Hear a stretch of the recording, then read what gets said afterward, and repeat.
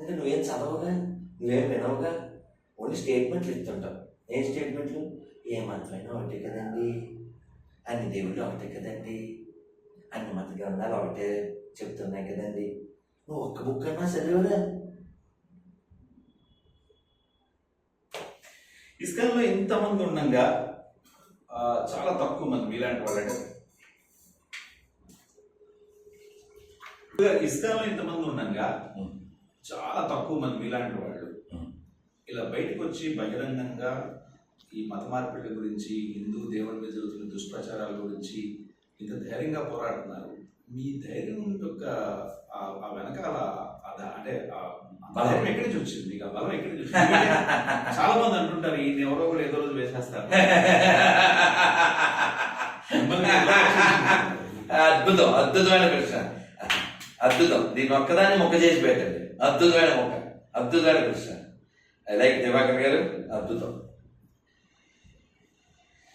భాగవతంలో చెప్తారు పదం స్కందం, పదం పదం ఎత్రిపదాం. హిరణ్యకశిపుడు వరాలు అడుగుతాడు, చాలా బాగుంటుంది. భక్త ప్రహ్లాద చూశారుగా, ఏ వరం కావాలి? నింగిని, నేలని, ఇంకేవో పెద్ద పద్యం పాడతాడు. నాకు అక్కడ ఇక్కడ వాళ్ళ చేత వీళ్ళ చేత ఆయుధాల చేత పగలు కానీ రాత్రి కానీ మనిషి కానీ జంతువు కానీ ఏవో పెద్ద లిస్ట్ చెప్తారు. నాకు చావు రాకూడదు. వెళ్ళిపోయాడు. ఏం చేసుకుంటూ వచ్చాక భార్య ఏం చెప్తారు నారదుడు అంటే, ఇంకా మా ఆయనకి చావు లేనంటే కదంటే ఇంచుమించుగా అంటే ఇంచుమించుగా. ఎందుకని ఆయనకి తెలుసుగా, నారదుడు ఎవరు? లోక గురువు నారద. ఆయన ఎంతో మంది గొప్ప గొప్ప వాళ్ళకి గురువు ఆయన. ఓ ప్రహ్లాదుడికి, ఓ ధ్రువుడికి, ఒక వ్యాసుడికి, ఒక వాల్మీకి, స్టాల్ వార్డ్స్ అంతా ఆయన శిష్యులే. సరే, ఇంతకీ హిరణ్యకశిపుడు ముగింపు ఎలా మూసిందండి మనకి తెలుసుగా. ఒక ఉదాహరణ చెప్తాను. రావణాసుడు. ఈ లోకం పేరేమిటి? మృత్యులోకము. ఇది దుఃఖాలయం అశాశ్వతం. నిజం చెప్పండి, ఈ గోడలు ఎవరినైనా రక్షించగలవా?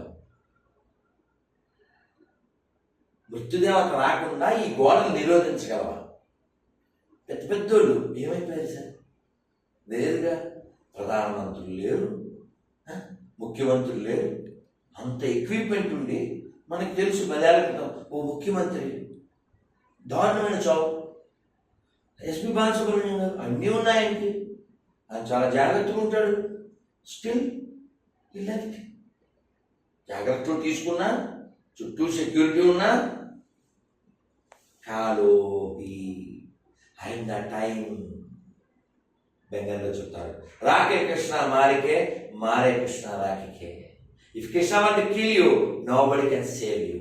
If Krishna want to save you, nobody can kill you. Who can protect you?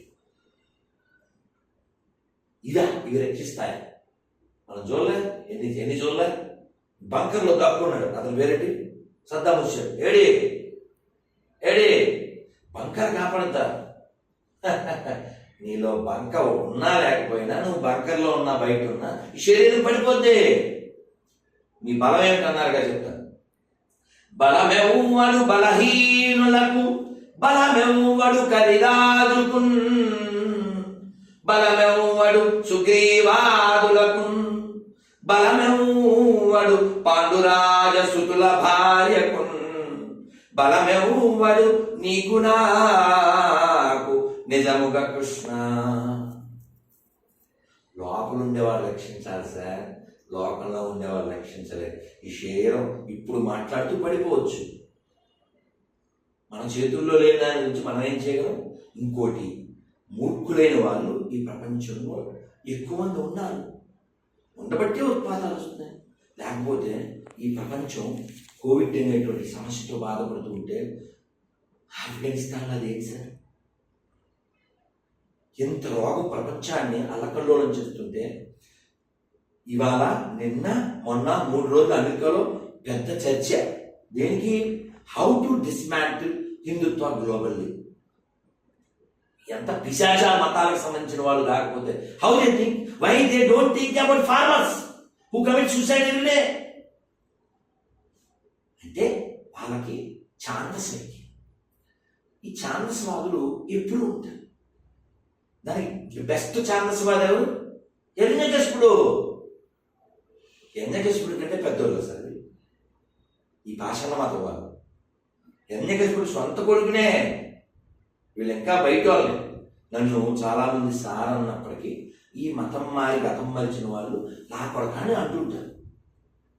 అసలు పరిచయమే లేని వ్యక్తిని, ఏ అపకారం చేయని వ్యక్తిని, సాటి తెలుగువాడు, సాటి భారతీయుడు, సాటి మనిషి, అకార్డింగ్ టు దే రిలీజియన్ నిన్ను వాళ్ళని పొరుగు అని ప్రేమించు, అలా అయినప్పటికీ కూడా ప్రేమించాలి. కానీ వీళ్ళకి ఆ మత ఛాందస, ఆ విషం ఎక్కి కేవలం వాళ్ళ పుస్తకాన్ని రిజెక్ట్ చేసినందుకు మీరు చెప్పింది పొద్దున్న ఏదో కామెంట్లో చూశాను. ఇదే మీరు చెప్పిన ఇలాంటివే మనం కొన్ని కాంటాక్ట్ అంత పైశాచికత్వం ఎలా వచ్చింది? మీ నాన్నగారు గొప్పలేదా కృష్ణమూర్తి గారు? మీకు మా నాన్నగారు ఆయనకి, మా నాన్నగారు ఆయనకి, ఊరు మొత్తాన్ని మా నాన్నక్కడే మగాడు. దాన్ని రెడిక్యులస్ అంటారు. ఇవి రెడిక్యులస్ రిలీజియన్స్. నేను చెప్పినట్టు చెప్పమన్నాను ఒక్కనే. అవి పాషాణ మతాలు నేను ఆల్రెడీ ప్రూవ్ చేశాను.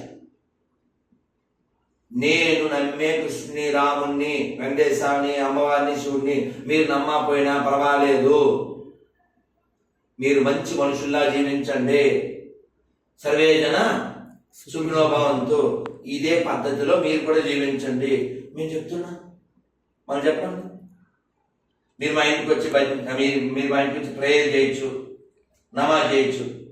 నేను చెప్తున్నాం వాళ్ళ ఇంట్లో చెప్తారా? అందుకని మారవలసిన ప్రాణి ఎవరైనా ఉంటే భూమి మీద ఎవరు తెలుసా? హిందూ ఒక్కడే. Biggest deceased person. వాడు ఒక్కడికి రోగం ఎక్కింది. ఆ రోగం పేరేంటి? వాడు ఒక్కడికి వచ్చే రోగం secularism. It's not secularism, it's a peculiarism. అవునా? ఇంకో విషయం చెప్పాలి. ఏంటిది? అవశ్య రకివే కృష్ణ విశ్వాస పాలనా కోరి. అవశ్య రకివే కృష్ణ విశ్వాస పాలనా కోరి అంటే ఏంటి?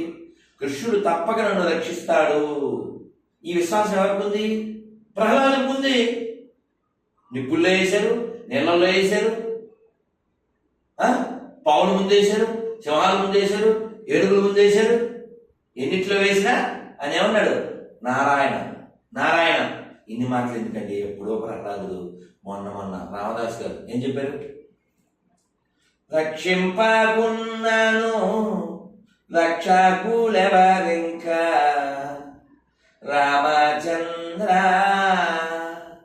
నన్ను రక్షింపకున్నాను రక్షకులెవరింకా రామచంద్ర.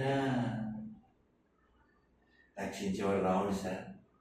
శ్రీరామ రక్ష సర్వ జగత్ రక్షక సార్. అవునా?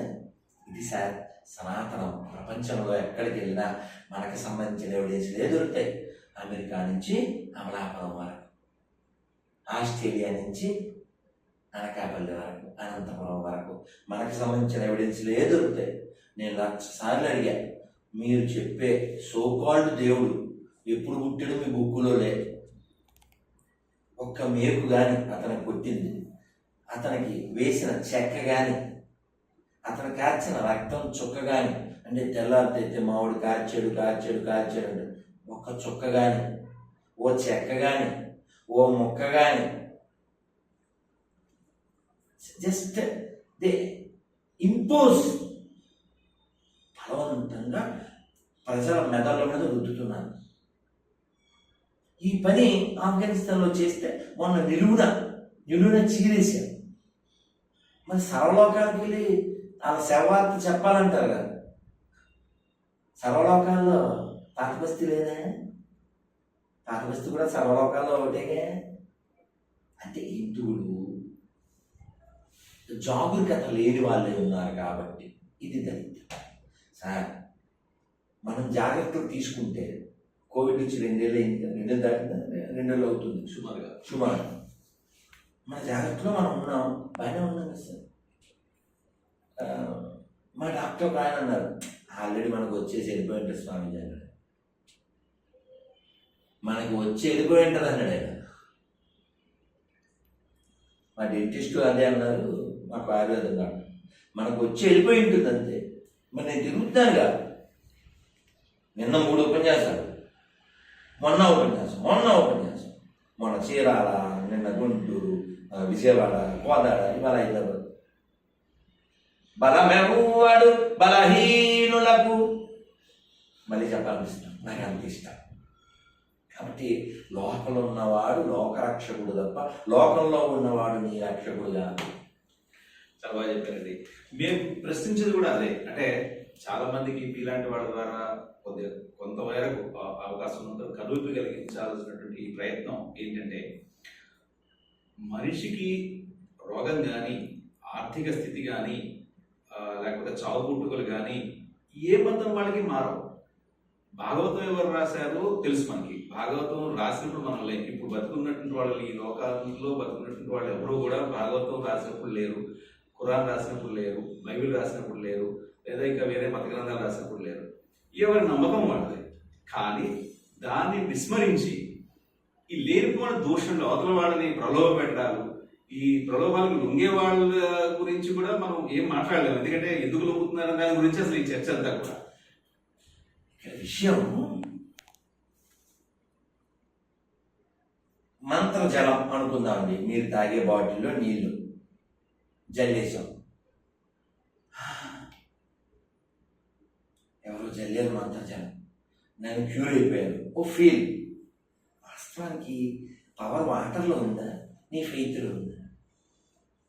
ఏదో జోక్ ఉంది చూసారా, రైల్లో వెళ్తున్నాడు ఒక ఆయన, దగ్గొచ్చేస్తుంది, సార్ పక్కన ఆయన, సార్ ఏదో టాబ్లెట్ ఉండే దగ్గులే పోతున్నాను అని. ఏం లేదండి, నేను డాక్టర్ కాదండి అన్న. ఇతను వదలలేదు, ఇవ్వండి అంటే ఏదో ఇచ్చాడు.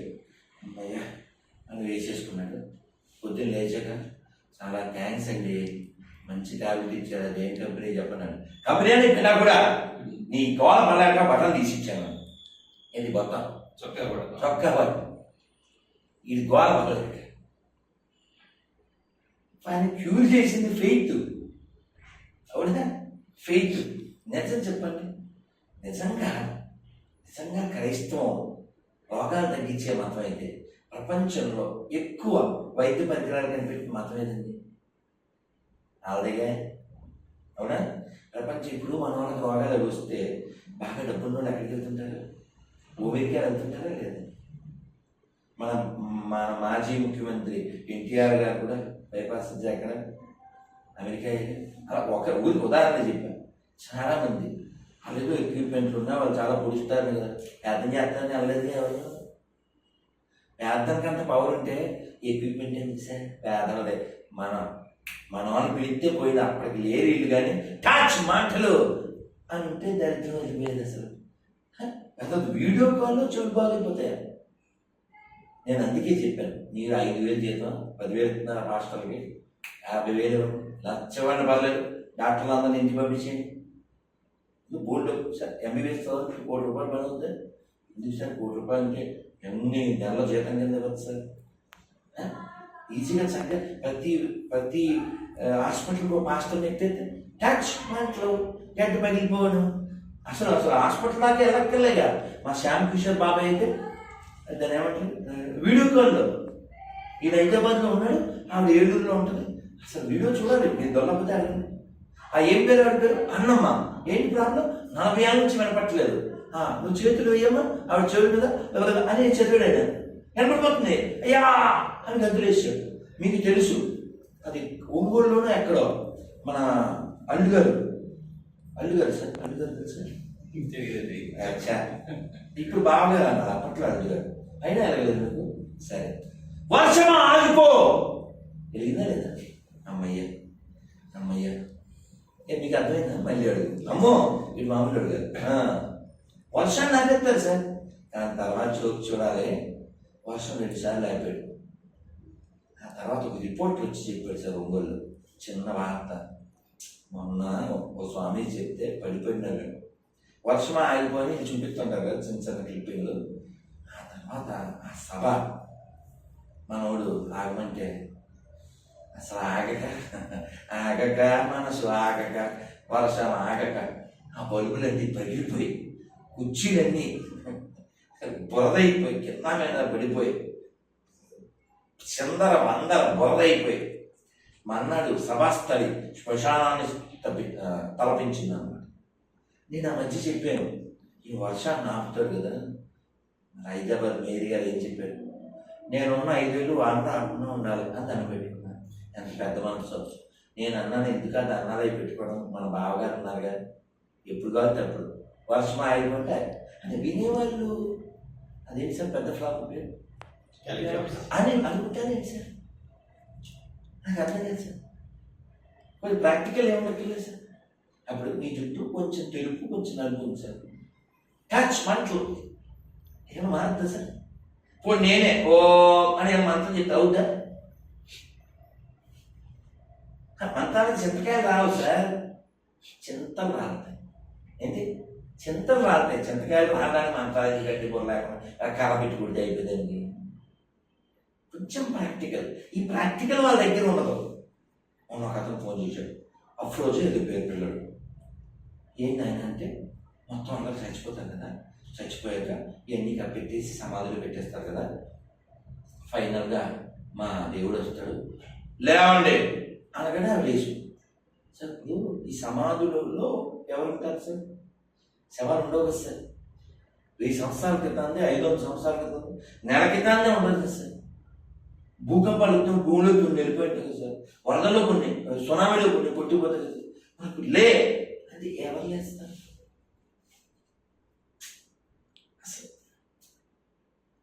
సింక్రనైజేషన్ లేదు, ప్రాక్టికల్ థింకింగ్ లేదు, లాజికల్ లేదు. నువ్వు పరలోకం వెళ్ళిపోతావు, అందుకని పార్టీలో చేరు. మీ నాన్న వెళ్ళని ఒప్పుకున్నట్టేగా. నిన్న మొన్న ఫోన్ చేశాడు పిల్లడు, పేరు వెంకటరమణ, ఎక్కడి నుంచి? అమలాపురం. ఎన్నాళ్ళు ఏం జాయిన్ అయ్యా? ఒక 7 ఏళ్ళు 8 ఏళ్ళు.